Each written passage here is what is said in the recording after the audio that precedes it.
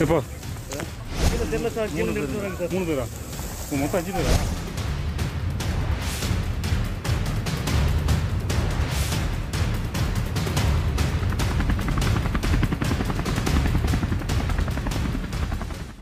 General Bipin Rawat का helicopter crash हादसा है या साजिश?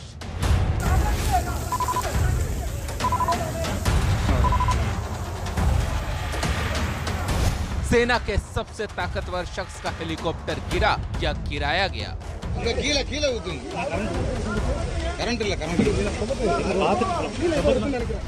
चीन पाकिस्तान को दहलाने वाले योद्धा के हेलीकॉप्टर में हवा में क्यों लगी आग, कैसे लगी आग?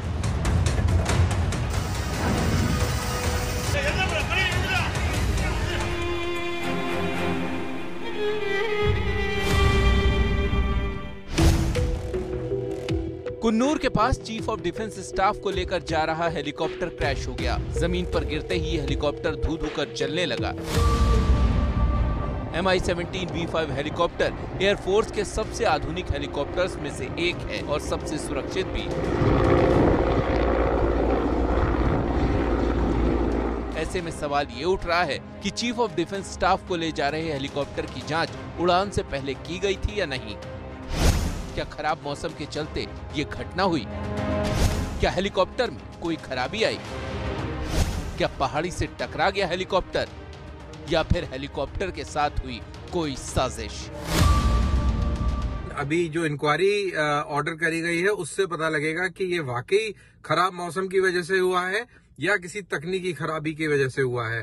और जहां तक साजिश का सवाल है, मेरे को नहीं लगता, मेरे को पर्सनली नहीं लगता कि इसके पीछे कोई साजिश हो सकती है। तो उस एरिया में इतने सारे आतंकी भी उस जमाने में थे, आज भी है मलयाली, और ऐसे स्थिति में डिफेंस चीफ का वहाँ हादसा होना ये हत्या का बराबर है, और इसलिए इसकी डिटेल इंक्वायरी होना चाहिए।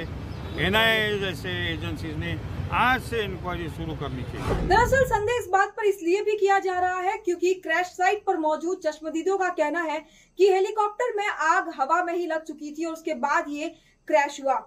हालांकि इस पूरे मामले को लेकर कोर्ट ऑफ इंक्वायरी भी बैठेगी और पूरी तरह से जांच भी की जाएगी, लेकिन साजिश के इस संदेह से इनकार भी नहीं किया जा सकता।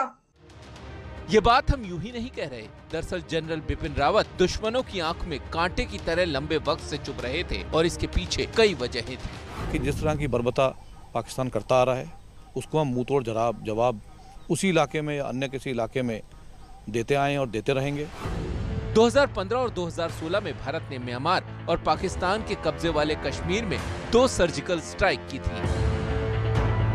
म्यांमार में हुई सर्जिकल स्ट्राइक की पूरी जिम्मेदारी जनरल रावत के पास थी, जबकि 2016 में POK में हुई सर्जिकल स्ट्राइक के वक्त वो आर्मी चीफ थे और इस स्ट्राइक की प्लानिंग में उनका अहम रोल था। जिस तरह से सरकार निर्देश देगी, उस तरह के अन्य संस्थाएं जो देश में हैं जिनको कार्रवाई करनी है वो आगे कार्रवाई करेंगे। सर, सेना हमारी तैयार है? सेना तो सदा तैयार रहती है हर एक कार्रवाई के लिए।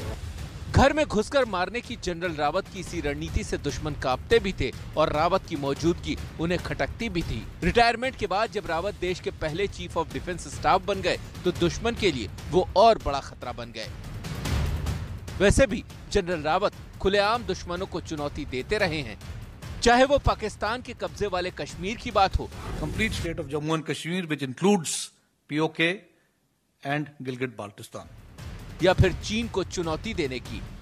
I am fully confident that the Indian Armed Forces will leave no stone unturned to safeguard our frontier, be it at land, in the air or in the ocean. चाहे आतंकवाद पर करारा हमला हो, The future of terrorism is going to be as dirty as combat, conventional combat. या फिर भारत की सेना को मजबूत बनाने की बात हो। हमें तीनों सर्विसेज जो हैं उसका 1+1+1 का जो जोड़ आता है उसको 3 नहीं बनाना है, उसको 5 या 7 बनाना है। जनरल बिपिन रावत की जिंदगी देश की सीमाओं को सुरक्षित रखने में लगी रही। कड़े फैसले लेने का उनका जज्बा दुश्मनों पर भारी पड़ रहा था। बिपिन रावत का भारत की सुरक्षा के साथ जुड़े रहना मतलब दुश्मनों के लिए खतरे की घंटी बजना। ऐसे में इस हेलीकॉप्टर क्रैश की सच्चाई का बाहर आना बेहद जरूरी है।